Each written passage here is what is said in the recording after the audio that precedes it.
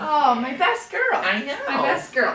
You are. You know, when I watch you do all the live shows, it's fun for me because it just lets me reflect back when you were little. Yes, because I was always putting on a show. Always putting on a show. Hey, so today we are in bed with Landon, and I'm in bed with my mama, but I don't like the way I did that. Okay. We'll just keep doing it. We'll just keep doing it. Uh-huh. All right, coming back at you today with a Hey Landyn, and today, this is going to be really, really fun. I know you guys are going to love this one, but I have my mama here. Sweet Belinda is here. In town. Mama's in town, and she's been here all week helping me, and I was giving her kind of a little sneak peeky and in-depth look at, not a sneak peek, I just drug her right in. I'm like, Mom, this is a week with Living with Landyn, so you've been a trooper helping me, and I really honestly learned all the things that I do now and share with you from this woman.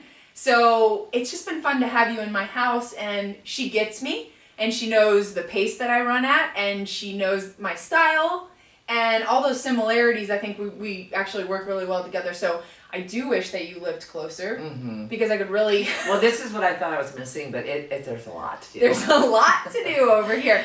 So it's been really fun. But we thought that we would kind of theme this like the early years. So, you know me now, and I thought it would be fun to hear some stories about, and I might even learn something about when I was younger and, how I was as a child, put me on the path of what I'm doing today. So I thought maybe I'd just let Belinda do a lot of the talking, and we're going to laugh and probably cry and all those things. But I thought we'd just start back. I don't know you gave birth to me July 9th, 1977. And it was a girl. Okay, how about this? But let's start with I thought you were going to be a boy because I didn't want to know the sex. Oh, and you probably did it in the 70s. So I guess Michael Landon was popular. It's kind of like I was going to say, how did I get my name?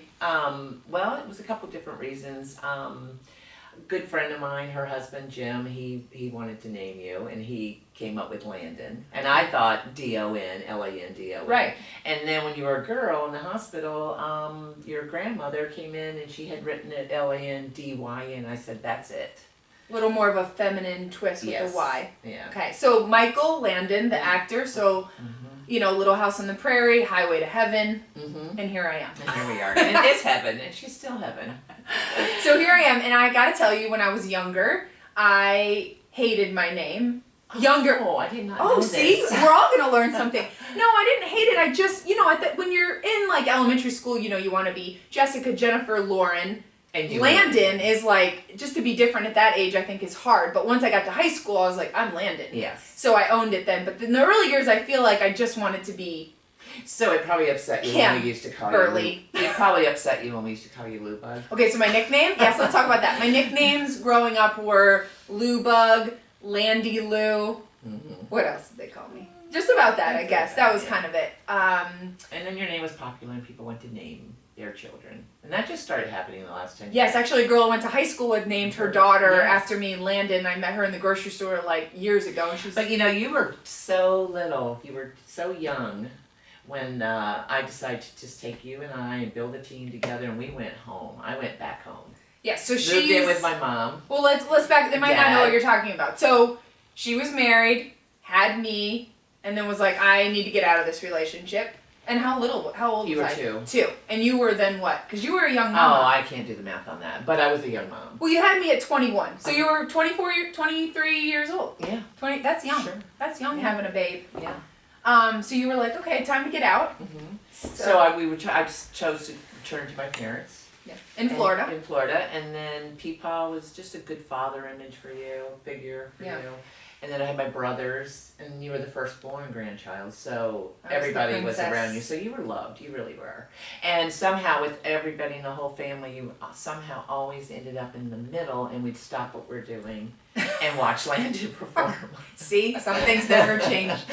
And it's great to see you on stage now, because that's just you. So it was almost like born to do this. I do remember you and my aunts and uncles would come over, and I was the kid that would get the construction paper and make tickets, and then go upstairs in my mom's closet and my grandmother's closet and put on clothes and shoes that were too big for me and all the jewelry and the fur and whatever, and come downstairs and do a show, and always was entertaining. I always remember wanting to put on a performance. So it's just so funny now, I think. That doing came around. that full circle. It really is. Pretty It's much. so funny. So I loved always making people happy and smile and laugh, and I wanted to be the center of attention. I don't think I feel like I want to be the center of attention, like everyone look at me, but I did enjoy entertaining people in some way. Yeah. Well, So you maybe brought that was smiles. Yeah. You only had one aunt that said that you should put a sock on. Oh yeah, my Aunt Levane, if you're watching, she was always like, why is she talking so much? So she would say, girl, put a sock in it.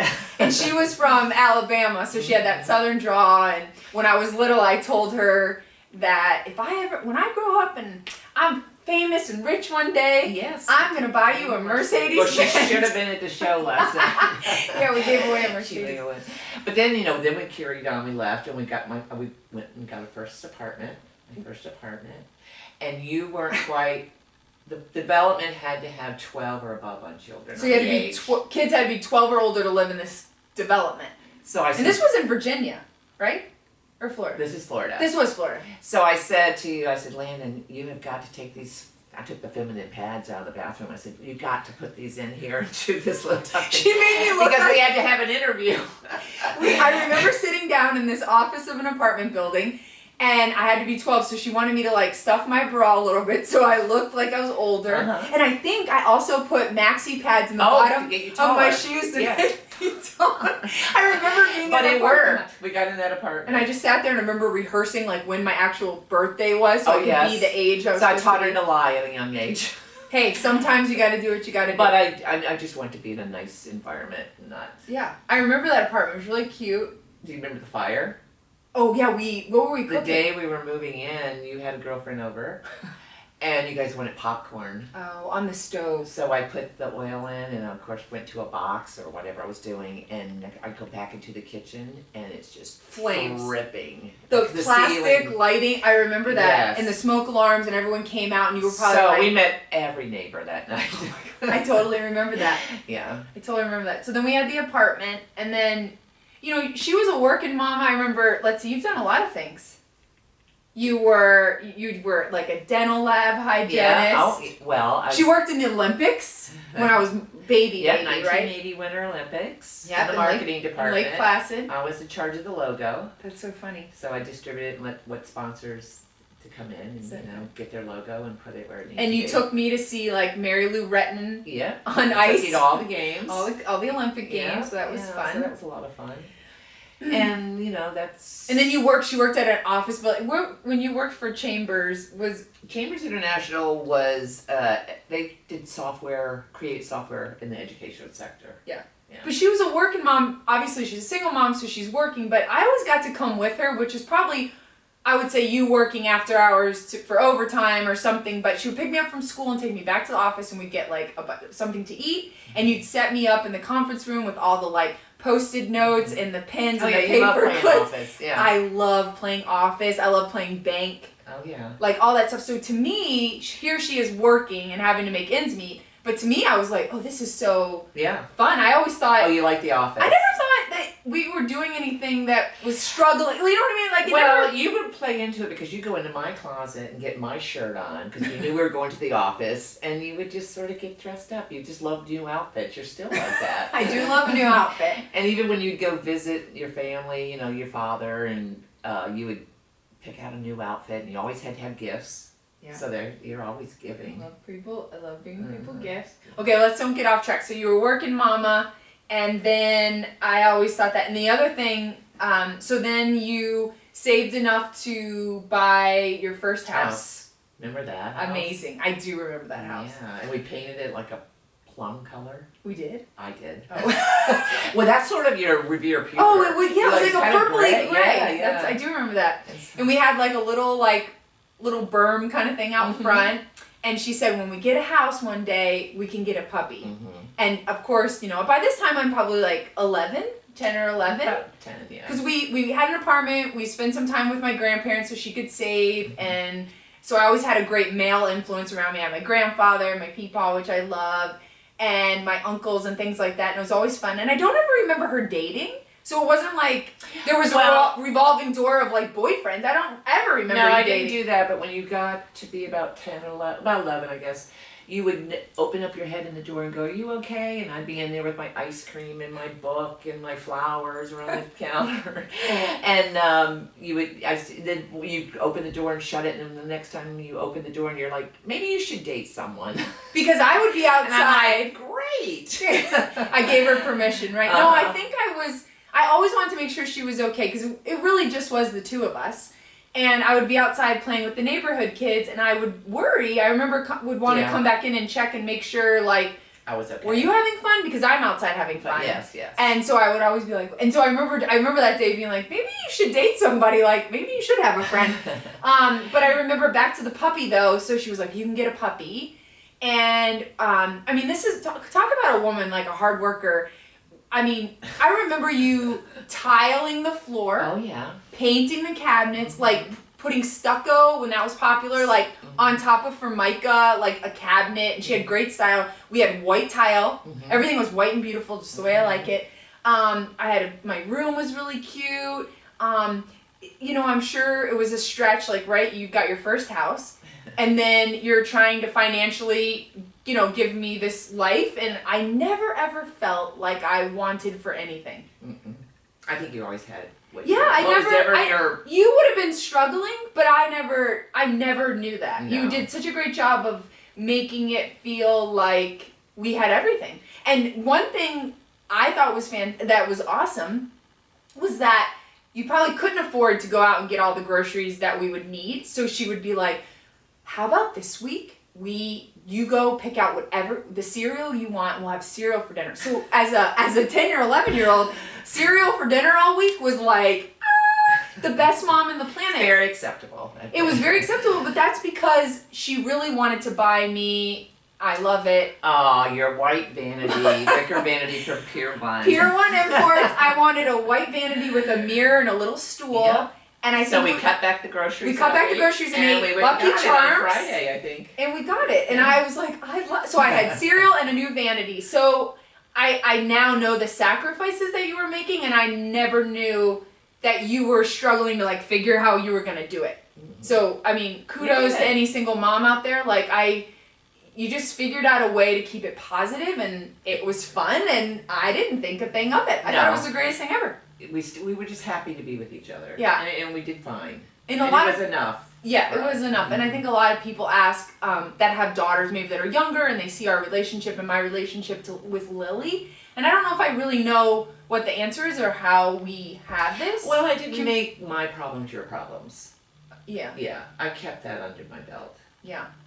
I feel like... I'm sure I vented to girlfriends and things like that. Yeah, I never knew that there was an issue, nothing with my dad, like, nothing. Well, the best part was, too, my brother had a construction firm, and my father said to him, hire her, pay her really well, because you're her brother and she needs your help right now. Yeah. So I had that security. Yeah, so family. If I couldn't afford anything, Dean would always go, all right, what do you need? How much money extra do you need? Yeah. And I would always want to work addition to. That's why you came to the office a lot. Yes. Because I was putting in my time just to get the extra. And another thing that you did, and I thought and again, you're making ends meet, but this is something that I thought was the coolest thing ever. So she would clean office buildings on the weekends. Well. It's Construction. Construction clean. I'm talking like razor blade, the stucco, the plaster beautiful off. high rises up on the ocean. I mean, you can fit a RV in the living room. They were so large. And you would stay there, and I would clean. She would clean, weekend, and I would get like Post-it notes and little things, or maybe That's a Barbie. How you got your Barbie dream house. But I always was like, oh, we get to go in an office building at night. I mean, now I think like, oh my gosh, a woman and her child in an office building at night. I mean, you did a lot to make it. Yeah, but you know what? When I sit here and hear you talk about it, what do you think? It was that much fun. We really were doing well. Right. Except for my old car. There was a time when you said, when I was dropping you off at school, you go, I'll just get out right here.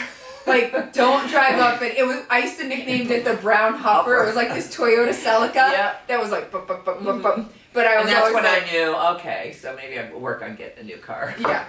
But so we got a puppy, and I named her Macy after the store. Like, look then what I knew. Yeah. And she was $25. Mm-hmm. And we went to a farm. Come to find out, when we got her home or whatever, she had puppy mange. Oh. So the poor dog like lost all its fur. It looked like a she mangled. had a complex, yeah. It was terrible, but we ended up giving her all these like baths, and I think you ended up spending, I don't know how much. Oh, the vet was expensive. The vet. Yeah. So here we get the $25. We get the $25 dog, and we spend $800 fixing it. Easy. So her name was Macy. And about Chrissy Bird. And then I had a bird that I named Christmas because I got her on Christmas. Oh, funny. I had a hamster. Yeah. That I killed. Well, I didn't kill it. Didn't remember to feed it. Neither did I. We were busy. I didn't feed it, and one day in the side of the cage, it was like. Yeah. Well, that was sad. Oh, I'm so sorry. But we learned to take care of our Snowball. But back to the first house, that same neighborhood. At the end of the street, they had this little red caboose, and at this caboose, it's like a burger place, like White Castle. So this one comes home and decides that she'd like to apply for a job. I said, well, you're not of age. What was I, 13? Yeah, about. I said, well, you can try. So she just made it. But I was more mature. And the owner was like, let her run the register. I was like, yes, I got a job. And next thing you know, she was running the drive-through and the front counter. I had the little hat on. And there was trains that went around on the inside. I was like, welcome to Little Red Caboose. How can I take your order? I mean. But, not to get too emotional, but the first paycheck you got was $117 and you gave it to me. Yes. I came home and I was like, Mom, you can buy your groceries. Yeah. You can get whatever you want. Like, take this money. Because honestly, I just wanted to help. Yeah. You wanted us to do what I we wanted us to do. I know. Get what we want. I'm not gonna cry. No. I already almost cried one time. Okay. But I just wanted. You wanted to. You were part of our life. Yes. Together. It was team. Yeah, it was a team. But I wanted to help, and I think I still love doing that to this day. You still do. I do. Yeah. See, she's the only. I am a terrible person because I'm really not a terrible person. I never cry like when it's. I don't cry at goodbye. Kid falls off the bicycle. I'm like, are you alright? But this one will make me cry. This will make me cry. Yeah. But yeah, so But look what we gained from it. I know. The closeness, because we were on that. Everything journey we did together. Yeah. But we would she's the one that started my love for home goods, Marshalls, Ross. Oh yeah. Because that's what she could afford, and it was fun. And I remember we'd be home after dinner, we'd be sitting there, and she probably was looking like, oh, I'd love to get a new rug or something. And she'd be like, you want to go to Home Goods? And I was like, sure. Yeah. We get in the car. We did our best shopping always at 7 o'clock at night. Mm-hmm. It was quieter. It was quiet. We'd always go in. You should have been home. You should have been home in bed, right? Or doing your homework. Doing my homework, but I was like, let's go to Home Goods. So I always remember that, my love for a hunt and the bargain and seeing how beautiful she made our home for little money. You didn't have it to spend, but it always looked awesome. All of her girlfriends always were like, Belinda, I love this. Look what you've done. Oh my gosh, I always remember everyone. Yeah, it looked good. Oohing and ahhing over your style. She has great style. I learned that from her. And you were always dressed really good, probably from Marshalls, but you always pulled it together really well. So I feel like I learned that from you. And she always loved having people, still do, in your home and entertaining and seeing people happy and making a meal and having friends around. And I just always remember being little, but looking up and you were part of it. You were part. But I wanted to put the crackers out, and I wanted to help you with the cheese and I don't know. Yeah, we let the butter get soft, and then we'd add rosemary and different things to it. And I also never, crazy enough, really, I think I'm an old soul because I never really wanted or had the desire to be with people my own age. I liked hanging out with your friends. You did. Matter of fact, for your 21st birthday? I went out with my parents and their friends. Yeah, and our neighbor Todd rented a limousine for you, and you did. And I was with all your friends. They're all 40 and I'm 21. You were always that way. I love being around older people. That has something to do with that apartment going in there when no kids. You're like, grow up. But I love that. And she was loved antiques and would have these parties in her home where she would have a sale and women would come over. We all had matching aprons. I mean, it was so fun. It was fun. when I think back, you gave me so many things like that, but I think the one thing you gave me was just probably letting me figure things out on my own and letting me see who people really were. You had to see it through your own heart. Yeah, you never told me like, well, she wasn't a gossiper. Like, she wasn't like, oh, well, she's this. Like, I was wiser around you enough to figure out how you interacted with people and how you engaged with people and how you were so friendly and always those kinds of things. Especially getting back to like the relationship I have with my dad. You know, he is who he is, but you never one time, and I think I thank you for that in my marriage, because I never had any issues with men where I felt abandoned or that. But it broke my heart that you didn't have that. But I knew that my dad was a good but I didn't miss it. I never thought like, oh, I don't have a dad, or I have no male presence that's positive. Like, no, you had that. I had those people and if around I didn't have that, I would have found it somehow. Right, and I think that I'm grateful if I wasn't just gonna marry anybody. No, but if I could thank you for one thing, it was that you didn't feed me that information, the negativity. I'm such I never put him down. I'm such a positive person. I probably still don't to this day. No, you never have. Never. And he's not a bad person. Well, and maybe he'll watch this. I don't know, but it's like when you were 15, though, you went up to visit. There. And I always wanted to go. I always wanted to visit him. And then it got a little personal for you, and you saw things in your own perspective. And you wrote me a letter, and I can tell I still have that letter. It means everything to me because it was what I was waiting to be validated. Right, because everything that I had to do, I had to wait for, but it was worth it.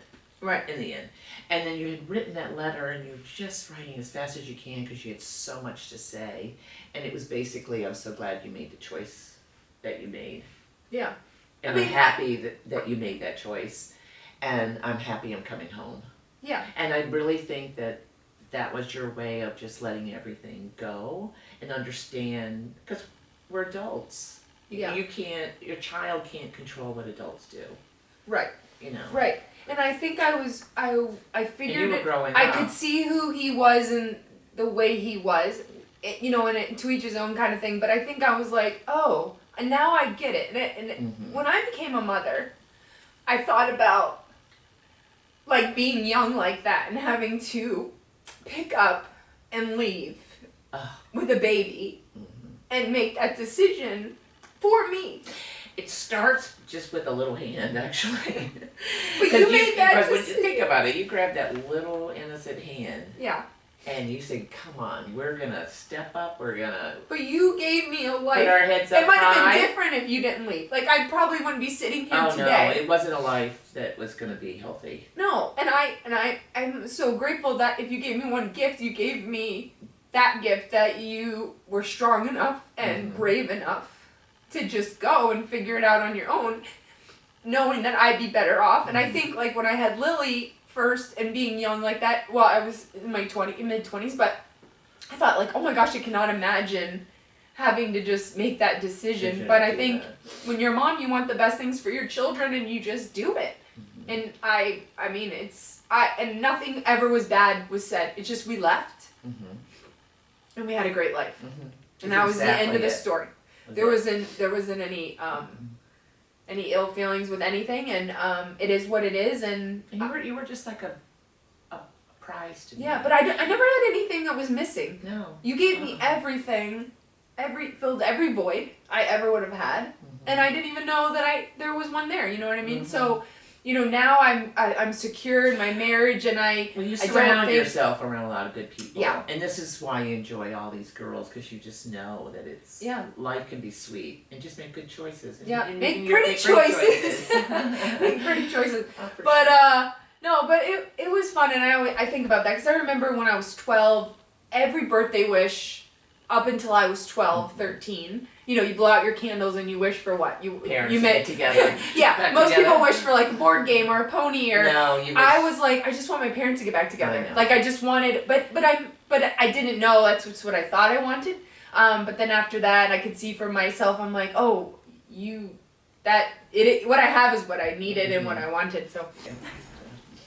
Oh, mama. Oh.